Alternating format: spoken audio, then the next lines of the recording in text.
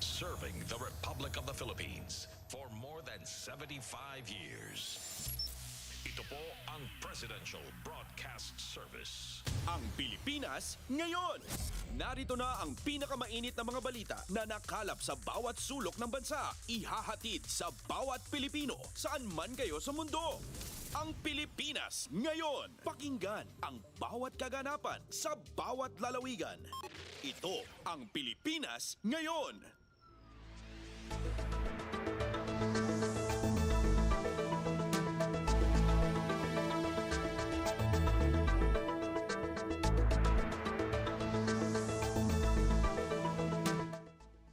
Magandang araw po sa ating mga tagapakinig. Welcome po muli sa ating programang Ang Pilipinas Ngayon. Napapakinggan po ninyo saan mang bahagi ng mundo sa pamamagitan ng ating himpilang Radio Pilipinas World Service ng Presidential Broadcast Service. Napapakinggan po tayo sa mga sumusunod na shortwave frequencies sa 9.960 MHz, 12.120 MHz at 15.190 MHz. Ako po si Ven Blones, samahan po ninyo ako sa kabuuan ng ating programa ngayong araw na ito. Kapapalooban pa rin po ng ilan sa mga mahalagang balita mula dito sa ating bansa. Kasama na ang mga segmentong business, sports, showbiz at ang mga ulat mula sa iba't ibang rehiyon at lalawigan dito sa Pilipinas para sa ating regional news. Samantala, nais po namin kayong imbitahin na bisitahin ang ating Facebook page, ang Radio Pilipinas World Service. Paki-follow, like at share na rin po. Ang tabayanan, sa inyo na sa ilang sandali ang kabuuan ng ating programang Ang Pilipinas Ngayon. Kumpleto, detalyadong balitaan, di papahuli sa mahahalagang kaganapan. Kamustahin ang inang bayan, ang Pilipinas Ngayon.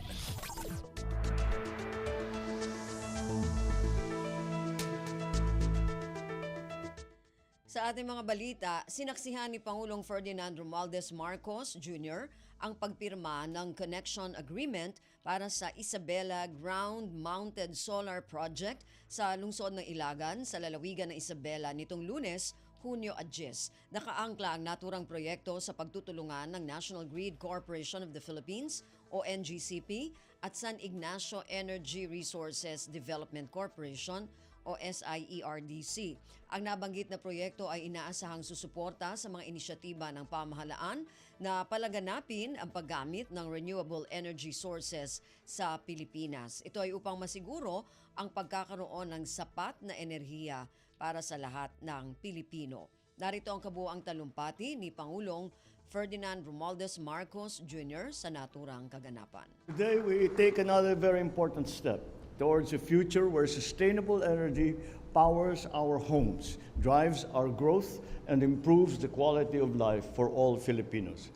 It is with immense pride that I join you for the signing of the connection agreement between NGCP and the San Ignacio Energy Resources Development Corporation for this project, the Isabela Ground-Mounted Solar Project. This project is not only about transforming the energy landscape in Isabela. It is about strengthening our entire national grid, moving us closer to a resilient and renewable energy secure future.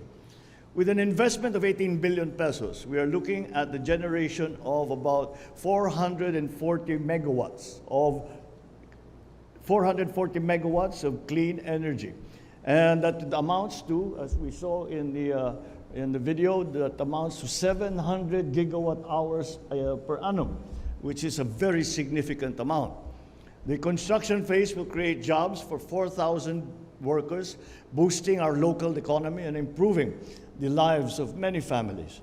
So I extend my heartfelt appreciation and congratulations to the provincial government of Isabela, to NGCP, and SIERDC for the dedication and hard work that they have put in to bring us to this day where we are groundbreaking the project. Your hard work and commitment are truly commendable. I express my gratitude as well to the French government and Total Energies for their invaluable contribution to this undertaking. Your commitment to renewable energy development in the Philippines shows the importance of international cooperation in tackling global challenges. For this project and other similar endeavors to succeed, we need to expedite the necessary permits and ensure full regulatory compliance. That is why our government has developed the Energy Virtual One-Stop Shop, or EVOS. This platform simplifies the permitting process, making it quicker and more efficient so projects like this can be completed on time. I urge the NGCP to work closely with government to ensure our energy infrastructure remains secure, reliable, and capable of meeting our growing demands. This collaboration that we have formalized today is key to achieving our renewable energy goals and to ensure a stable power supply for all Filipinos, not just for today, but for the future. Having more initiatives like this project will be a catalyst for our country's positive transformation.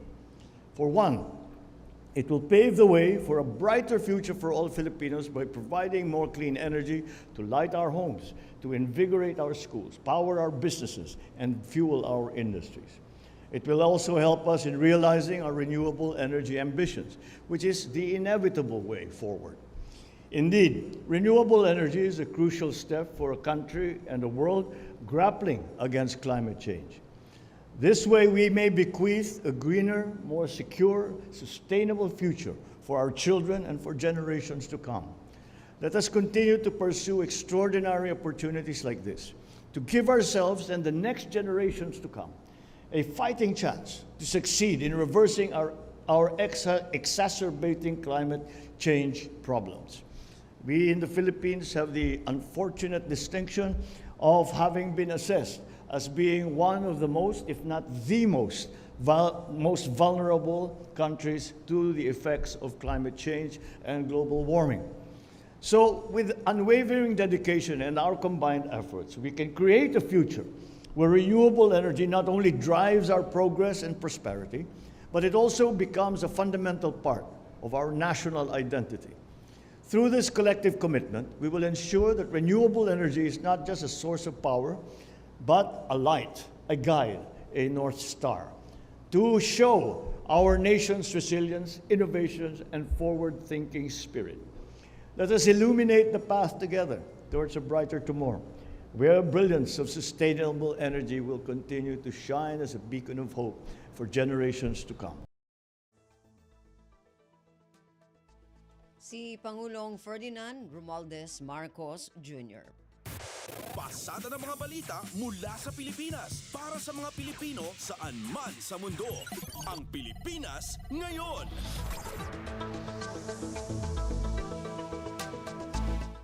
Samantala, personal na namahagi si Pangulong Ferdinand Romualdez Marcos Jr. ng tulong sa mga magsasaka, mangingisda at mga pamilya nito na naapektuhan ng El Nino.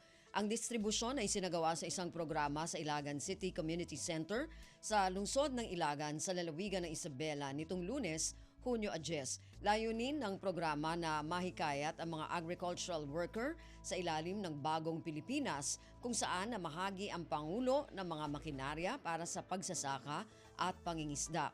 Naging katuwang ng Pangulo sa pamamahagi ng tulong ang Department of Social Welfare and Development, Department of Labor and Employment at ang opisina ni House Speaker Martin Romualdez. Muli, narito si Pangulong Ferdinand Romualdez Marcos Jr. sa kanyang kabuang talumpati sa naturang kaganapan. Ako'y nagagalak na makiisa sa ating mga kababayan sa Isabela upang maghandog ng tulong mula sa pamahalaan at mailapit ang aming serbisyo lalong-lalo na sa ating mga magsasaka, ang mga mangingisda at sa kanilang mga pamilya. Hindi man lingid sa kalaman at ng nakakarami, malaki ang ginagampanan ng aking ama si Pangulong Ferdinand Marcos Sr. sa pagpapayabong ng iba't ibang industriya sa inyong probinsya sa buong Cagayan Valley. Sa ilalim ng kanyang administrasyon, na itatag ang Magat Dam upang lalo pang mapalakas ang industriya ng agrikultura dito sa region ng Region 2. Wala pong duda, lubos na mahal ng aking ama ang mga taga Isabela at kayo ang kuminsan nauuna pa sa Ilocos Norte. Namana ko rin po naman yung pagmamahal na yan. Kaya naman, sinikap ko na talagang sumadya dito na iparamdam sa inyo ang aking personal, ang aking pagkalingas at suporta. Asahan ninyong ipagpapatuloy ko ang kanyang nasimulang pangako, lalo na sa pagpapalago ng ating agrikultura at ekonomiya. Sa katunayan, nakipagtulungan kami agad sa mga opisyal ng inyong lalawigan upang matugunan ang hamon ng ating kinakaharap sa seguridad sa tubig. Inilunsad namin noong nakaraang taon ang kadiwa ng Pangulo na naglapit sa ating mga magsasaka sa mga mamimili. Ang ibig po sabihin po ay dahil ang nakikita natin, marami pong problema ang ating mga nagsasaka ay bago pa ma-process ang kanilang produkto at maipadala kung saan man ang merkado, ay nawala na, paliit na ng paliit yung kita. Kaya ang ginagawa po natin, marami po tayong ginagawa, bibigyan po natin ng mga makinarya, mga traktor, mga processing, mga rice mill, at saka corn mill, at saka pinapaganda natin ang ating patubig. Kaya nang sa ganun, yung processing, may iwan ang dapat kikitain ng ibang rice mill, ay may iwan na sa mga magsasaka para naman mas maganda naman ang kanilang magiging hanap buhay. Pinasinayan natin ang bagong Pilipinas Servicio Fair na nagpapatupad ng mga programa at nagbibigay ng financial assistance para sa mga tiga-Isabela. Makakaasa ang ating mga magsasaka na patuloy pa rin na makikinabang sila sa Rice Competitive Enhancement Fund sa kabila ng planong pagbaba sa taripa sa bigas. Ito ang mga naging hakbang ng pamahalaan upang mapalawig ang inyong kakayahan at kabuhayan, mapalakas ang ating ekonomiya at maisulong ang mas masaganang buhay para sa bawat mamamayan ng Isabela. At kasama rin doon ay makakatiyak tayo na meron sapat na food supply ang ating mga kababayan. Bagamat patuloy ang ating pagsisikap patungo sa bagong Pilipinas, batid ko na pagsubok na hinaharap ng Isabela. Noong nakaraang buwan ng Abril, naideklara ng 37 bayan sa inyong probinsya na isinailalim sa state of calamity dahil sa tagtuyot na dala ng El Nino. Halos 48,000 na pamilya ay naapektuhan sa buong Cagayan Valley. Mahigit 2 bilyong piso na ang nalugi sa sektor ng agrikultura, samantalang tinatayang 43,000 magsasaka at mangingisda ang naapektuhan dito. Laking pasasalamat ko sa DA, Department of Agriculture, at Department of National Defense, Philippine Air Force, dahil ginagabayan nila kayo simula po ng Pebrero, kahit hindi na maideklara ang state of calamity sa inyong mga bayan, sa pamamagitan ng cloud seeding operation na naitupad sa Southern Cagayan at sa Northern Isabela. Sa araw naman na ito, maghahandog kami ng karagdagang tulong sa ating mga magsasaka, mangingisda, at sa kanilang mga pamilya na kasama natin dito ngayon. Nilalayo naming maibsan ang hirap ng inyong nararanasan dahil sa El Nino, nang sa gayon ay makabangon at muli makabalik ang kasaganahan ng inyong kabuhayan. Kung susumahin, aabot sa mahigit 176 na milyong piso ang hinanda ng DSWD bilang standby fund at stockpile para sa Region 2. Sa ilalim naman ng DSWD, ayuda sa Kapos na Kita programa, magkakaloob kami ng financial assistance na 10,000 piso sa 5,000 benepisyaryo dito sa Isabela.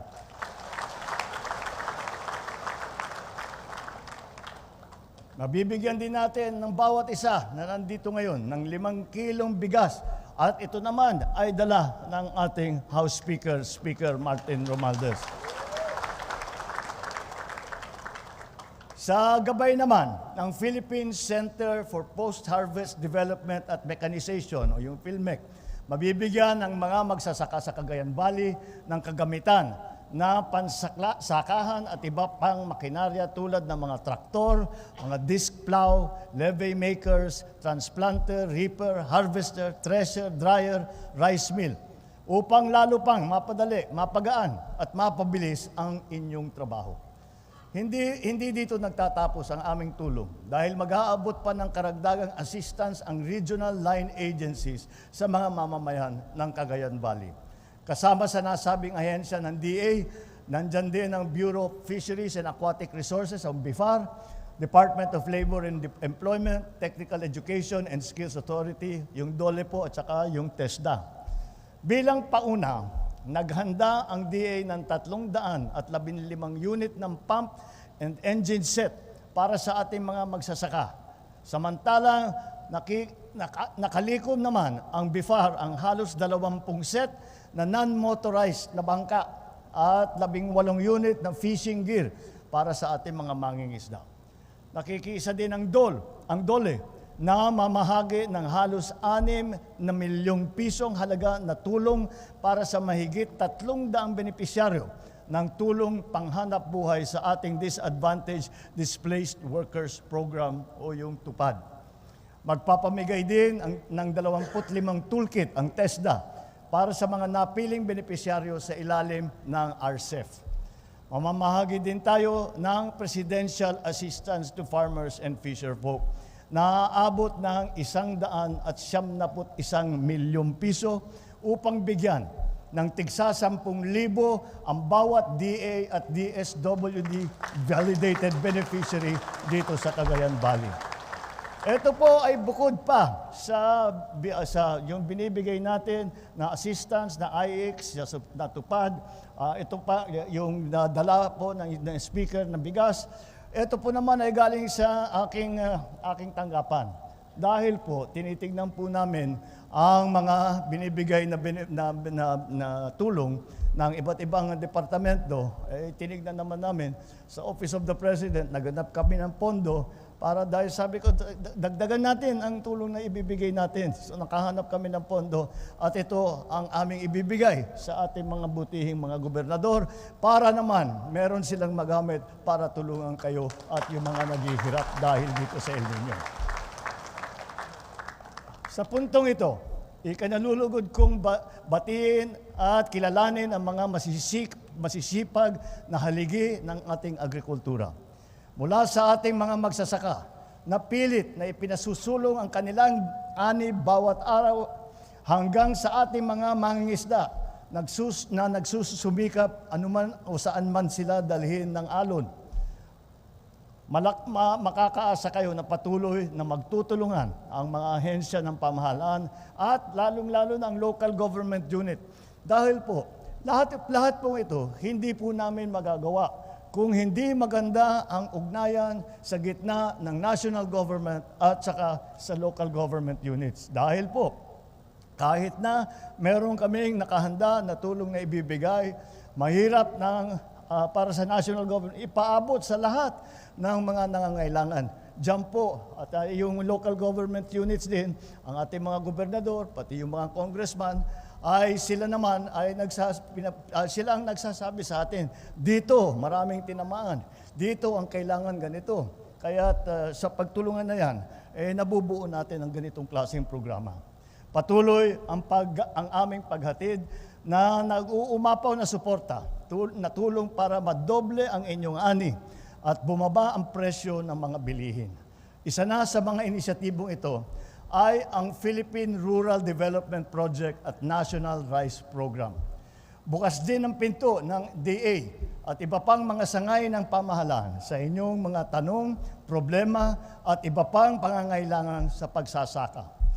Makakaasa kayong hindi ito ang huli nating pagkikita dahil marami pang nakaabang ng mga programa at proyekto para sa inyong lahat.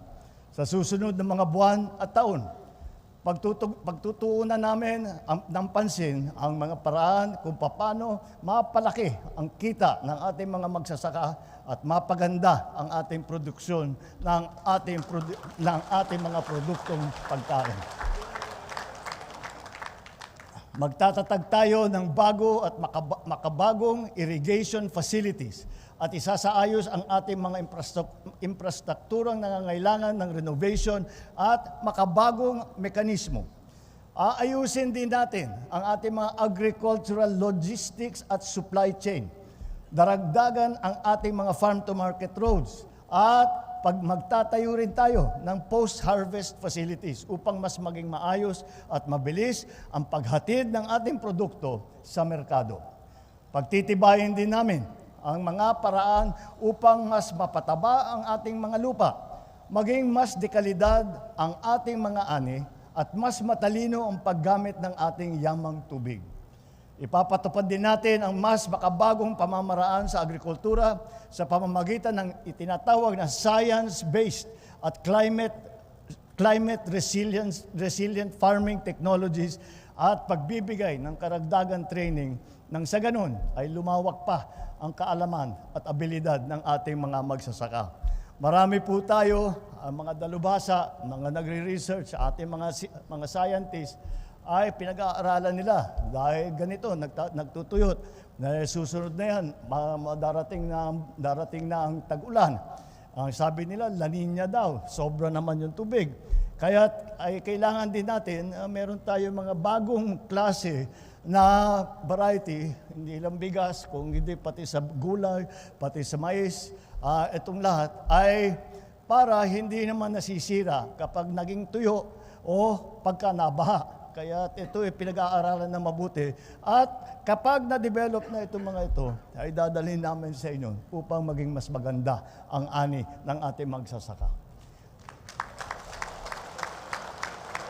Naniniwala ako na sa patuloy nating pagkakaisa, pagtutulungan at pagtsatsaga, makagagawa tayo ng mas agresibo, matatag at makataong bagong Pilipinas. Si Pangulong Ferdinand Romualdez Marcos Jr. Ang Pilipinas ngayon, kasama si Ben Blones.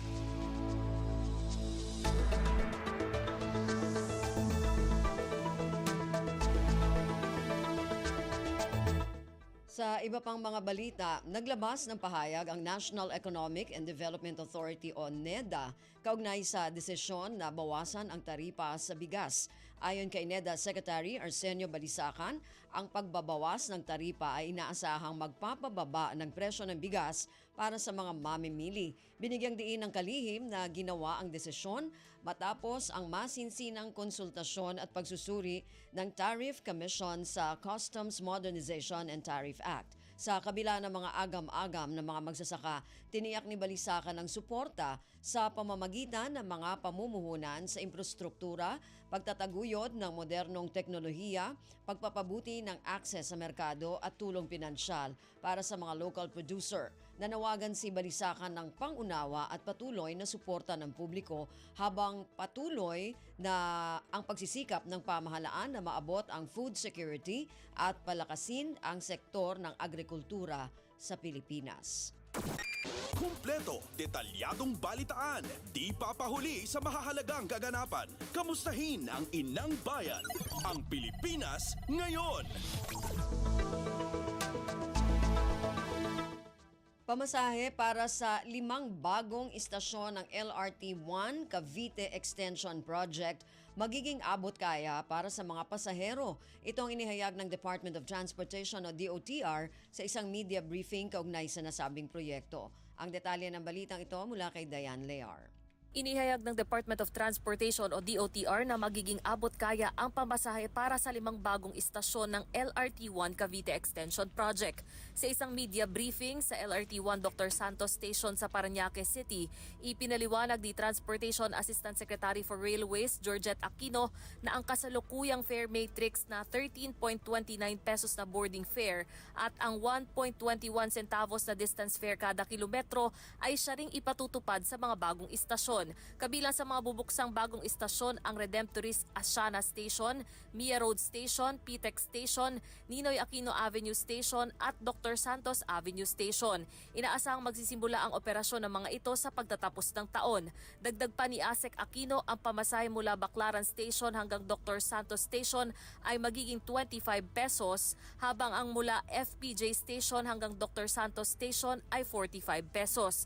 Kapag natapos ang LRT1 Cavite Extension Project, inaasahang magiging 25 minuto na lamang ang biyahe mula Baclaran sa Parañaque hanggang Bacoor, Cavite. Ito si Dayan Layar para sa Radyo Pilipinas. Pasada ng mga balita mula sa Pilipinas para sa mga Pilipino saan man sa mundo. Ang Pilipinas ngayon. Pilipinas nahalal sa kauna-unahang pagkakataon bilang deputy member ng International Labour Organization o ILO governing body. Ayon kay Department of Labor and Employment Secretary Bienvenido Laguesma, ito ay sumasalamin sa aktibong pakikibahagi ng Pilipinas sa paghubog sa patas ng mga polisiya at kondisyon ng paggawa sa global scale. Ang detalye ng balitang ito mula kay Michael Rogas. Sa kauna-unahang pagkakataon ay naluklok ang Pilipinas bilang deputy member ng International Labour Organization governing body. Ito ang masayang ibinalita ni Department of Labor and Employment Secretary Bienvenido Laguesma na siya rin kakatawan sa Pilipinas. Sabi ng kalihim, sumasalamin ito ang pagkakahalal ng ating bansa sa aktibong pakikibahagi sa paghubog sa patas na labor policies at kondisyon sa global scale. Kabilang sa mga member states na uupo sa ILO ay manunungkulan sa loob ng 3 taong termino hanggang Hunyo 2027. Binubuo ang ILO governing body na nagkakasa ng mahalagang desisyon sa organisasyon ng 56 na titular members at 66 na deputy members na kumakatawan sa mga pamahalaan, employer at mga manggagawa. Ito si Michael Rogas para sa Radyo Pilipinas. Ang Pilipinas ngayon, kasama si Ben Blones. Mga kongresista na nananawagan para sa tuluyang pagbabawal sa pogo patuloy na dumarami. Ayon kay Surigao del Norte Representative Robert Ace Barbers, 2017 pa lamang nang ibunyag nito ang iligal na aktibidad ng mga pogo. Ngunit mas ikinababahalaan niya nito na magamit ang pera mula sa pogo bilang drug money at suhol sa mga opisyal ng pamahalaan. Ang detalye ng balitang ito mula kay Kathleen Forbes. Dumagdag si Surigao del Norte Representative Robert Ace Barber sa mga nananawagan para ikonsidera ang pogo bilang national security threat at tuluyan ng ipagbawal ang operasyon nito sa bansa. Ani Barbers, 2017 pa niya ibinunyag ang iligal na aktibidad ng mga pogo at hanggang ngayon ay walang nagbago bagkus ay lumala pa. Muli ring iginit ng mambabatas na welcome sa Pilipinas ang mga lehitimong negosyo at mamumuhunan, ngunit hindi ang mga basura na sangkot sa iligal na sugal, droga at kriminalidad. Pinaka-ikinababahala ng mambabatas ay kung ang pogo money ay nagagamit na rin bilang drug money at pangsuhol sa mga opisyal ng pamahalaan. Umapila din si Barber sa Filipino-Chinese community na magsalita laban sa mga pagkakasangkot ng Chinese national sa iligal na droga at mambubuli sa West Philippine Sea imbes na tawaging xenophobic ang mga tumutuligsa sa iligal na gawain. Ito si Kathleen Forbes para sa Radyo Pilipinas. Kumpleto, detalyadong balitaan, di papahuli sa mahahalagang kaganapan. Kamustahin ang inang bayan, ang Pilipinas ngayon. Pinabulaanan ng Department of Health o DOH ang kumakalat na balita na may namatay sa sakit na Mpox o dating monkeypox sa Western Visayas. Ayon kay DOH spokesperson Assistant Secretary Albert Domingo, walang ulat sa mga ospital sa buong bansa na may namatay dahil sa nasabing sakit. Ganito rin ang naging pahayag ng Research Institute for Tropical Medicine hanggang nitong Hunyo 8. Nagkaroon na ng unang kaso ng Mpox sa Pilipinas noong July ng 2022 kung saan umakyat pa ito ng siyam hanggang Disyembre ng 2022. Ngunit lahat ng mga ito ay gumaling at hindi na nasundan pa. Pasada ng mga balita mula sa Pilipinas para sa mga Pilipino saan man sa mundo. Ang Pilipinas ngayon.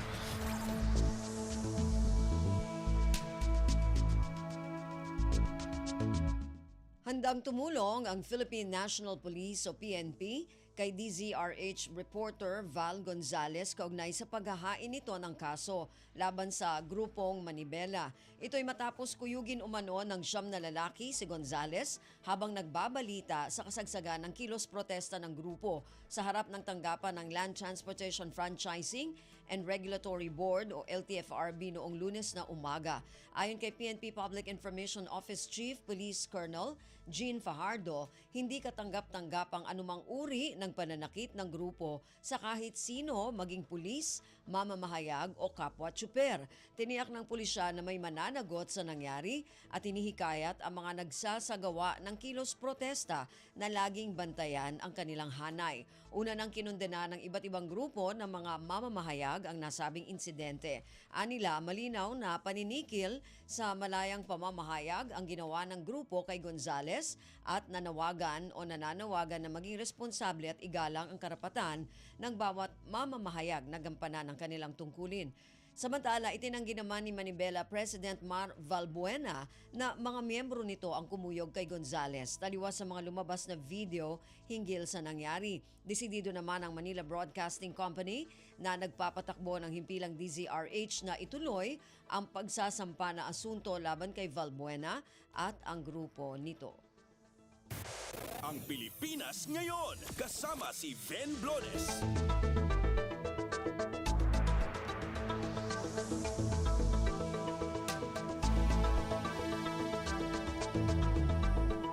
Yan po ang ilan sa mga pangunahing balita mula dito sa ating bansa. Samantala, antabayanan naman po ang mga balita mula sa iba't ibang rehiyon at lalawigan dito sa Pilipinas para sa ating regional news. Balita mula sa lalawigan sa bawat rehiyon ng ating bayan. Dito sa Ang Pilipinas Ngayon.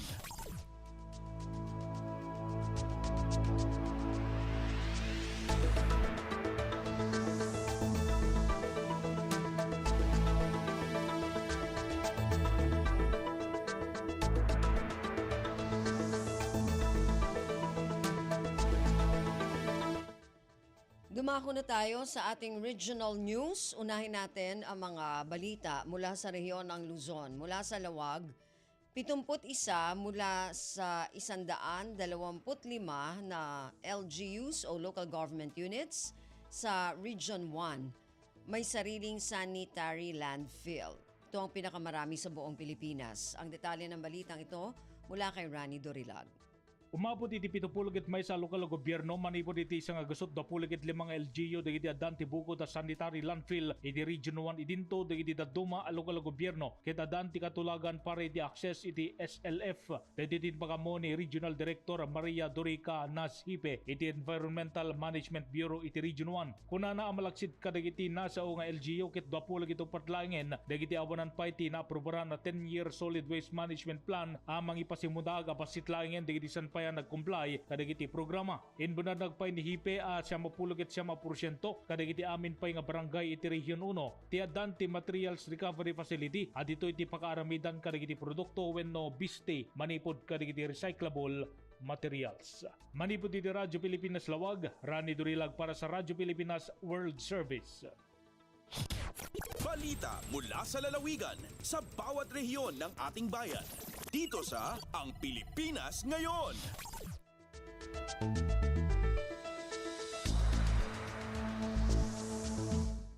Maraming salamat, Rani. Yan ang ulat mula sa Lawag. Samantala, dumako naman tayo sa Agoo, kasunduan para sa scholarship program para sa mga mag-aaral mula sa malalayong lugar, nilagdaan ng La Union Police at St. John Bosco College of Northern Luzon. Ang detalye ng balitang ito mula kay Albert Kawile. Nagpinirma iti katulagan ti La Union Police Provincial Office ken ti St. John Bosco College of Northern Luzon para iti panakaituloy ti scholarship program kadagiti estudyante manipod iti geographically isolated and disadvantaged areas Munogyada. Indalwan the Police Colonel Lambert Suerte, Provincial Director ti La Union Police Provincial Office ken Forester Brenda Pulido, Vice President St. John Bosco College of Northern Luzon, ti panakapirma ti Memorandum of Understanding. Iti sidong ti scholarship program matulungan dagiti maikari a dependents dagiti sigud a rebelde ken dagiti nakukurapay nga estudyante manipod kadagiti nasusulinak a lugar ditoy La Union. Mabalin ang mga dagitoy iti kurso a Bachelor of Science in Computer Science ken Bachelor of Science in Information Technology. Iti mensahe ni Police Colonel Suerte kinunana babaen kadagitoy nga scholarship program ket maipayan tinarimat ang masakbayan dagiti may kari nga estudyante banag ang mangipaymet iti napintas a resulta para iti kagimungan. Inyip kasmet ni Forester Pulido ti panangapresyar na ti panagtinulong ti LUPPO ken ti St. John Bosco College of Northern Luzon para iti panagragpat iti arapaap dagiti agtutubo. Manipod RP Ago, Albert Kawile para ti Radyo Pilipinas World Service. Balita mula sa lalawigan sa bawat rehiyon ng ating bayan. Dito sa Ang Pilipinas Ngayon. Maraming salamat Albert, yan ang ulat mula sa Agoo at kabuuan na ulat mula sa rehiyon ng Luzon. Samantala, dumako naman tayo sa rehiyon ng Kabisayaan mula sa Borongan. Tulong pinansyal ipinagkaloob ng OWA sa ilang overseas Filipino workers sa Eastern Visayas. Ang detalye ng balitang ito mula kay Dayan Camplon. Malang puson nga nagsalinurughan ng Migrants Workers Day and Overseas Worker Welfare Administration or OWA. Ha Eastern Samar Provincial Capital Gym ha ilaramhan tema sa OWA Migranting Manggagawang Pinoy kayo ang bida. Panuin selebrasyon nga makaghatag hin pagkilalangan pasasalamat nga doon mga overseas Filipino workers labinahan ira kontribusyon ha aton nasod. Durante ng aktibidad ginbuhatan paghatag ayuda pinansyal ipinaagin cheque nga dahan OWA availees. Din may adat siyam nga nakakarawat kantidad 20 mil de pesos tikang Habalik Pinas Balik Hanap Buhay Program for Distressed OFWs. Laki piniinan 7 nga OWA scholars na nakakarawat hin 20 mil de pesos gihapon nga bulig pinansyal. Ana sabi nga selebrasyon in gintambungan hin sobra 300 nga mga OFW beneficiaries ug partisipantes tikang Samar, Northern Samar ngan Eastern Samar. Tikang Bidiha Syudadhan Borongan, Dayan Camplon para Radyo Pilipinas World Service. Balita mula sa lalawigan sa bawat rehiyon ng ating bayan. Dito sa Ang Pilipinas Ngayon. Maraming salamat, Dayan. Yan ang ulat mula sa Borongan. Samantala, dumako naman tayo sa Sogod. Mahigit 100 pamilya sa Hinunangan, Southern Leyte, nagtapos na sa 4-piece. Ang detalye ng balitang ito mula kay Aljon Malot. Duga nga mga panimalay sa lungsod sa Hinunangan, Southern Leyte ang nakagraduar na sa Pantawid Pamilya Pilipino Program kon 4-piece. Nasayran nga formal nga giila ang pagtapos sa 112 ka panimalay isip benepisyaryo sa 4-piece himong seremonya sa Pugay Tagumpay sa Municipal Multi-Session Hall dili pa lamang dugay. Lakip sa nisaksi sa maong kalihukan sila Municipal Vice Mayor Attorney Marian Pelen, Sangguniang Bayan members Honorable Lourdes Humangit ug Honorable Socorro Castor Alas, mga personahe sa Bureau of Fire Protection ug mga sakop sa Municipal Social Welfare and Development Office kun MSWDO. Gitaho nga nakagraduar ang nasangpit nga mga panimalay tungod sa natural attrition. Nagpasabot kini nga sila wala nay mga bata nga nag-edad og 0 hangtod 18 anyos nga kwalipikado alang sa tabang sa 4-piece. Ang ayang masayran nga ang 4-piece o sa kalakang sa nasudnong kagamhanan nga naghatag og conditional cash grants ngadto sa labing nanginhanglan aron mapalambo ang kahimsog, nutrisyon o edukasyon sa mga bata. Gikan sa Sogod, Southern Leyte, Aljon Malot para sa Radyo Pilipinas World Service. Balita mula sa lalawigan sa bawat rehiyon ng ating bayan.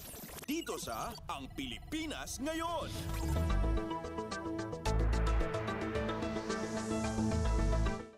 Maraming salamat, Aljon. Yan ang ulat mula sa Sogod at kabuuan na ulat mula sa rehiyon ng Kabisayaan.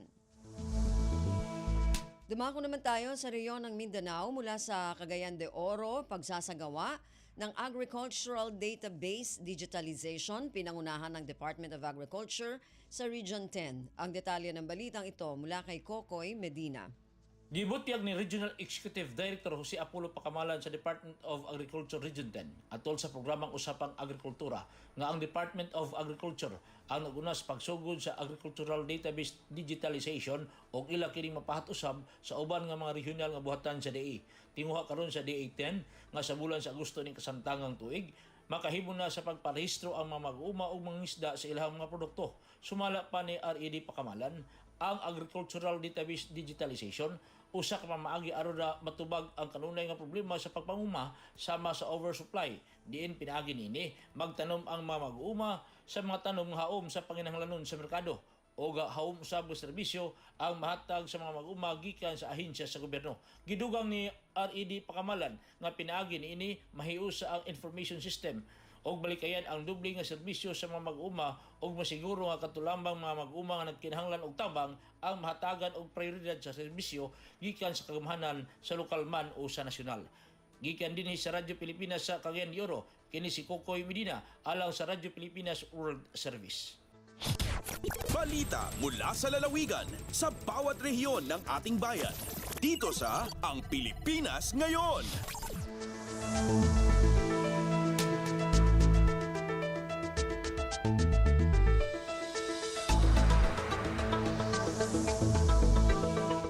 Maraming salamat, Kokoy. Yan ang ulat mula sa Cagayan de Oro. Samantala, dumako naman tayo sa Zamboanga. Zamboanga City Disaster Risk Reduction and Management Council nagpulong bilang paghahanda sa pagpasok ng La Nina ngayong taon. Ang detalye ng balitang ito mula kay Justine Bulanon. Yaman junta el Zamboanga City Disaster Risk Reduction and Management Council Sentamiente para discutir el cuantos magamejora para na entrada de La Nina phenomenon este año. Después se declara el Pag-asa el fin del El Niño phenomenon, iya se subí el Pag-asa Enzo Alert y Warning System na La Nina Watch. Si acorda, ya tiene coordinasyon el Gobierno Local de Zamboanga y el Department of Public Works and Highways o DPWH Region 9 para nakondukta del desilting y declagging operations na diferente magakanal iriyo na syudad para menora el epekto del avenida. Ya discuti también el CDRMC acerca el mag-issue na sektor de agrikultura, supply del agua en ciudad, African Swine Fever o ASF y otros pa. Desde la ciudad de Zamboanga, esta si Justin Bulanon para na Radyo Pilipinas World Service. Balita mula sa lalawigan sa bawat rehiyon ng ating bayan. Dito sa Ang Pilipinas Ngayon.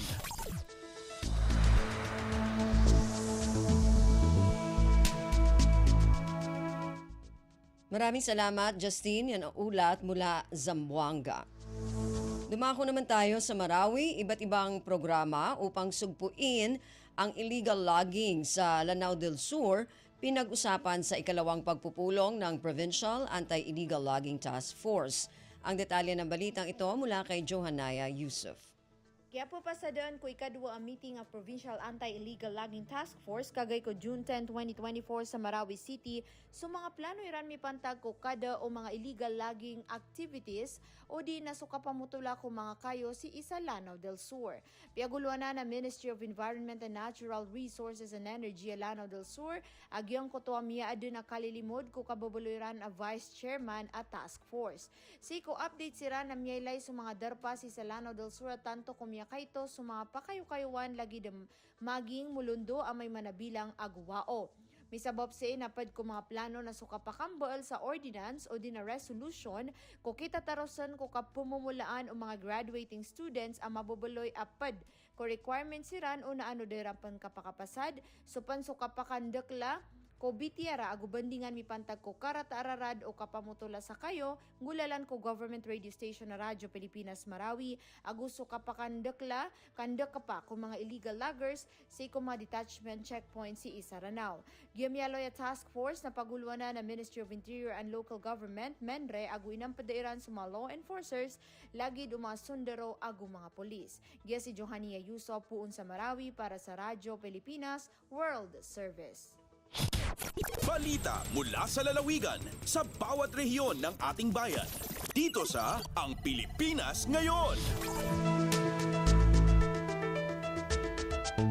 Maraming salamat kay Joania mula sa Marawi at yan po ang kabuuan na ulat mula sa rehiyon ng Mindanao.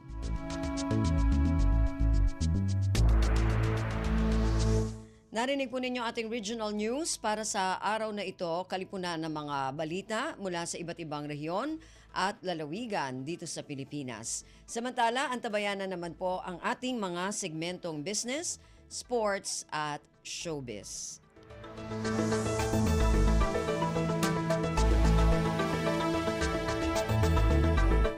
Dumako na tayo sa ating mga segmento. Unahin natin ang ating business news. Narito si Stephanie Vicente. Lagay ng ekonomiya, kalakalan, negosyo at iba pa. Atin ang alamin dito sa Ang Pilipinas Ngayon. Magandang araw, narito tayong muli para sa segmentong Balitang Negosyo at Kalakalan. Pinag-aaralan ngayon ng Department of Finance o DOF ang epektibong paggasta ng panukalang 15 bilyong piso na budget allocation para sa modernisasyon ng rice industry. Matatandaan na bago mag-adjourn ang Kamara ay inaprubahan ng plenaryo sa pangatlo at huling pagbasa ang amyenda sa Rice Tarification Law, kabilang ang pagpapalawig ng validity ng Rice Competitiveness Enhancement Fund o RCEF at 15 bilyong piso na karagdagang pondo. Ayon kay Finance Secretary Ralph Recto, inaaral na ngayon ng kanyang tanggapan ang pagpapatupad ng suporta sa mga local farmer gamit ang halaga na dati ay nasa 10 bilyong piso lamang. Paglilinaw pa ng kalihim na ang rice tariff reduction ay panandalian lamang dahil hangad ng pamahalaan na hindi naaasa pa ang Pilipinas sa imported na bigas bagkus itataas ang rice productivity ng mga magsasaka. Aniya, patuloy na mamumuhunan ang gobyerno sa local farmers sa irigasyon at modernisasyon dahil hindi pababayaan ng pamahalaan ang mga magsasakang Pinoy. Lagay ng ekonomiya, kalakalan, negosyo at iba pa. Atin ang alamin dito sa Ang Pilipinas Ngayon. Sa kaugnay na balita, naniniwala si Finance Secretary Ralph Recto na bagamat mababawasan ang kita ng gobyerno sa rice tariff reduction ay maibababa naman nito ang inflation, bagay na magtutulak sa policy rate cut ng Bangko Sentral ng Pilipinas o BSP. Ayon kay Recto, tinatayang nasa 22 bilyong piso ang mawawala sa kita ng gobyerno dahil sa tapya sa taripa, pero babawi naman ang paglago kapag nagbawas tayo ng interest rate. Maalalang inaprubahan ng National Economic and Development Authority o NEDA Board ang taripa ng inaangkat na bigas ng 15% mula sa 35%. Paliwanag ng kalihim, kung bababa ang rice inflation na kumakatawan sa malaking bahagi ng Consumer Price Index, posibleng magbawas ng interest rate ng BSP na magre-resulta ng productivity at paglakas ng economic growth. Nauna nang sinabi ni BSP Governor Eli Remolona na may posibilidad na lumuwag ang policy rate ngayong darating na Agosto. Lagay ng ekonomiya, kalakalan, negosyo at iba pa. Atin ang alamin dito sa Ang Pilipinas Ngayon. At sa pagtatapos ng ating segmento, nilagdaan ng Pilipinas at France ang government-to-government o G2G agreement para sa financial development and cooperation.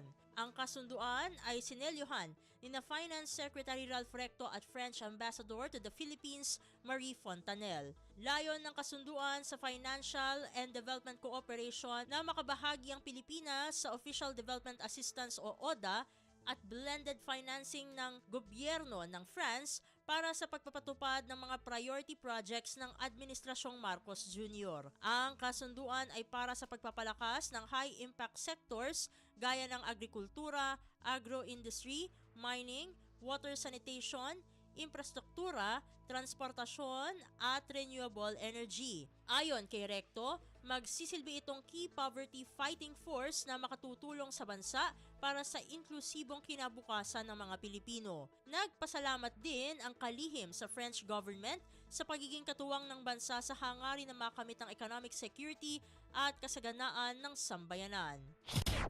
Lagay ng ekonomiya, kalakalan, negosyo at iba pa. Atin ang alamin dito sa Ang Pilipinas Ngayon. At dito na nagtatapos ang ating segmentong Balitang Negosyo at Kalakalan para sa Radyo Pilipinas World Service. Ito si Steph Vicente. Muli, magandang araw. Lagay ng ekonomiya, kalakalan, negosyo at iba pa. Atin ang alamin dito sa Ang Pilipinas Ngayon.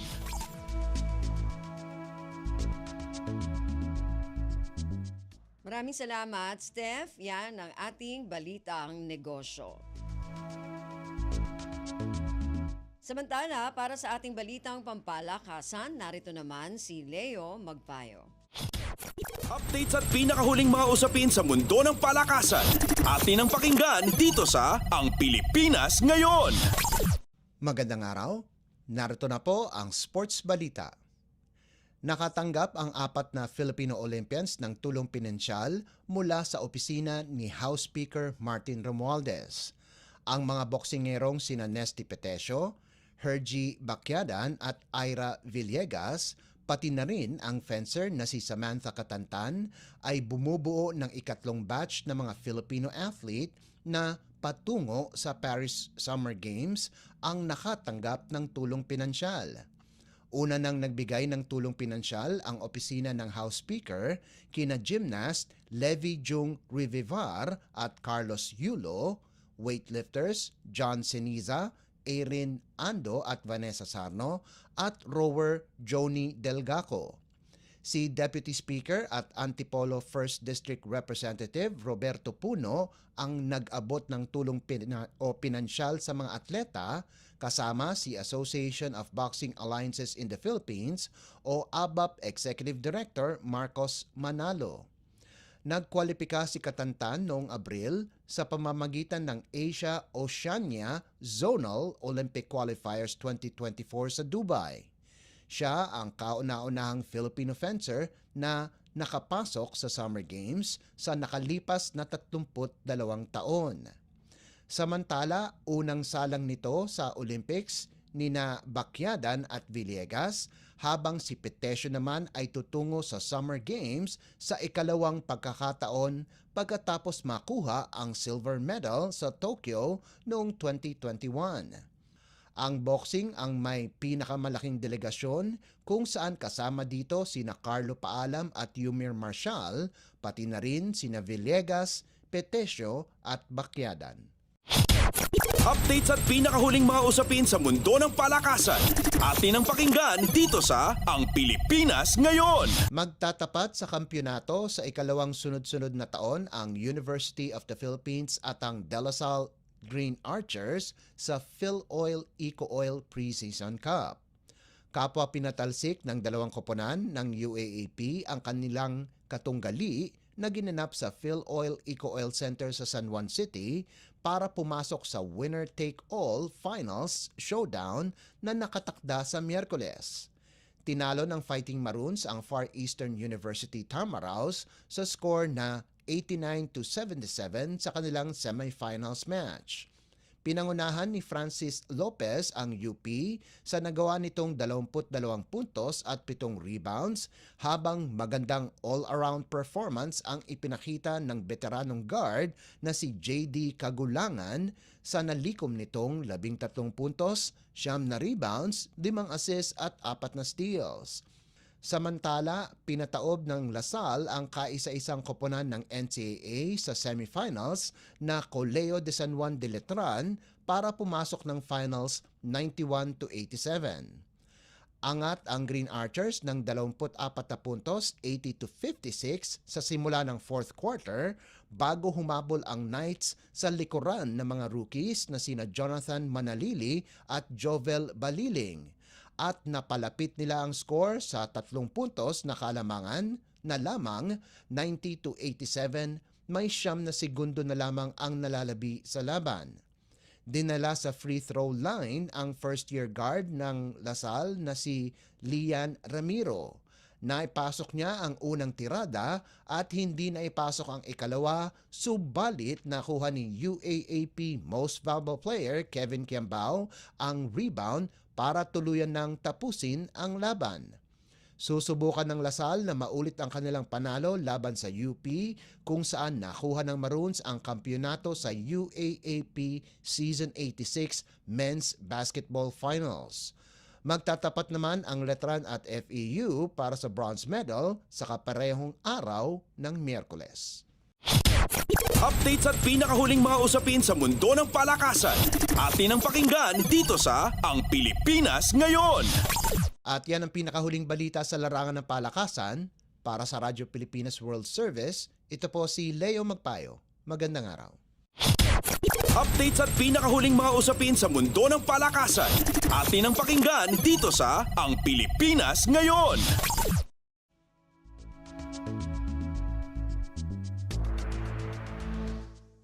Okay, maraming salamat, Leo. Yan ang ating balitang pampalakasan. Samantala, para sa mga nag-aabang na mga chismis mula sa mundo ng showbiz. Para sa ating showbiz balita, narito naman si Mama JT. Ang latest, ang hottest sa showbiz and entertainment. Heto na sa Ang Pilipinas Ngayon.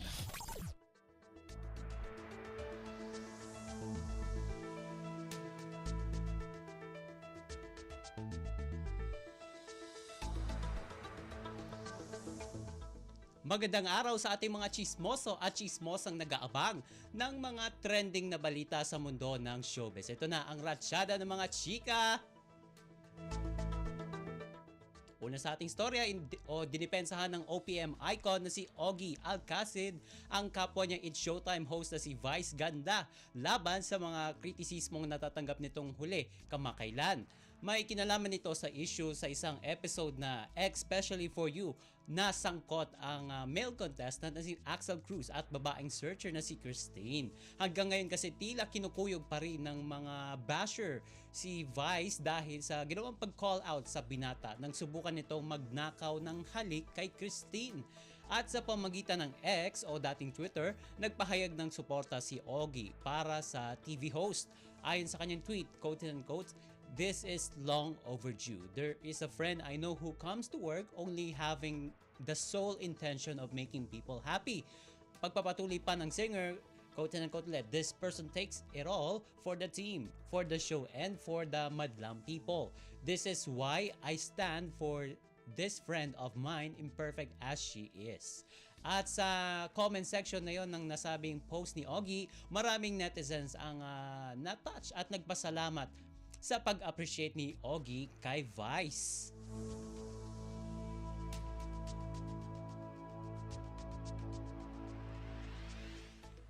At sa huli nating chika for today, ibinunyag ng batang aktres na si Andy Eigenman na tuloy sana ang pagpapakasal ni Filmer ngayong taon at ito sana ang isa sa mga nais niyang iregalo sa namayapa niyang ina at premyadong aktres na si Jacqueline Jose. Sa panayam kay Andy ng King of Talk na si Boy Abunda, nakaschedule na raw talaga ang pagpunta ni Jacqueline sa Siargao para sa kasal nila ni Filmer ngayong taon. At looking forward pa nga raw dito ang Cannes Film Festival Best Actress dahil makakapiling na niya ang kanyang mga apo sa pagbabakasyon nito sa isla. At dahil nga namatay ang kanyang ina earlier this year, hindi na muna nila itutuloy ni na Andy at Filmar ang kasal. At pagigit ni Andy sa naturang panayam, kahit hindi na raw sila magpakasal, turing nga dyan ni Andy ay asawa na raw niya itong si Filmar. Ngunit ayon pa rin kay Andy, magiging masaya ang kanyang ina syempre kapag natuloy na ang kasal nilang dalawa ngayong taon.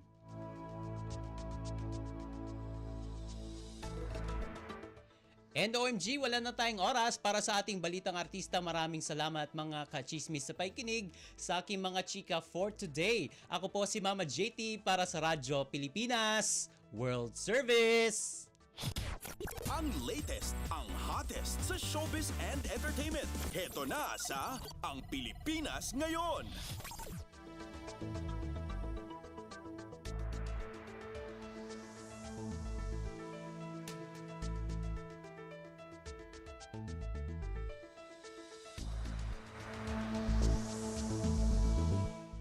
Maraming salamat, Mama JT. Yan ang ating showbiz balita.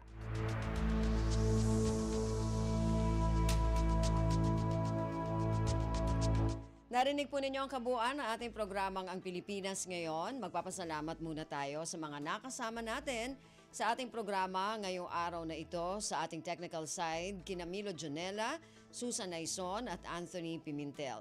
Maraming salamat din sa mga nakasama natin sa ating mga segmento para sa ating balitang pampalakasan kay Leo Magpayo, sa ating balitang negosyo kay Stephanie Vicente, sa ating balitang showbiz kay Mama JT, sa mga kasama natin na nag-ulat mula sa iba't ibang reyon at lalawigan dito sa Pilipinas para sa ating regional news at sa ating mga executive producer kina Jerome Toledo at kay Stephanie Vicente. Gayon din sa ating station manager na si Mr. Ray Sampang. Hanggang sa susunod na edisyon na ating programang Ang Pilipinas Ngayon, ako pong muli si Ven Blones. Maraming salamat po at mabuhay po tayong mga Pilipino. At yan ang Pilipinas Ngayon. Muling samahan si Ven Blones sa parehong oras at alamin ang pinakahuling mga kaganapan at balita saan man kayo naroon. Ang Pilipinas Ngayon.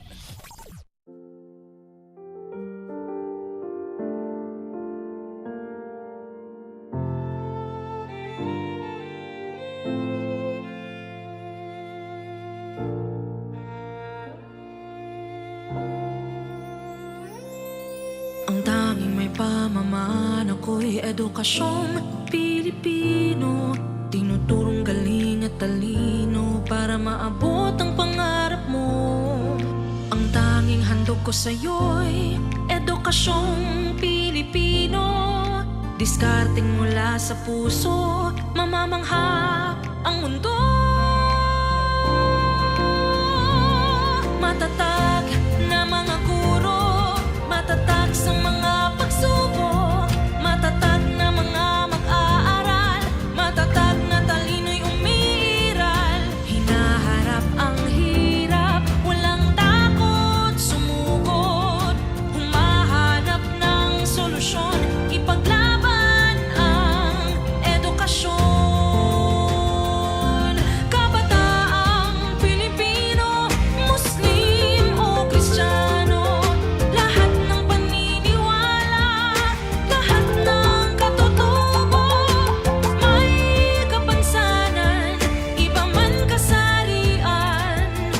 Ang ating pag-aaral ay ating karapatan. Ang ating pag-aaral, pang-ahon sa kahirapan. Matatag na mga guro, matatag sa mga pagsubok, matatag na mga mag-aaral, matatag na talino'y umiiral. Hinaharap ang hirap, walang takot sumugod, humahanap ng solusyon, ipaglaban ang edukasyon. Ang tanging alay ko sa'yo'y edukasyong Pilipino. Matapat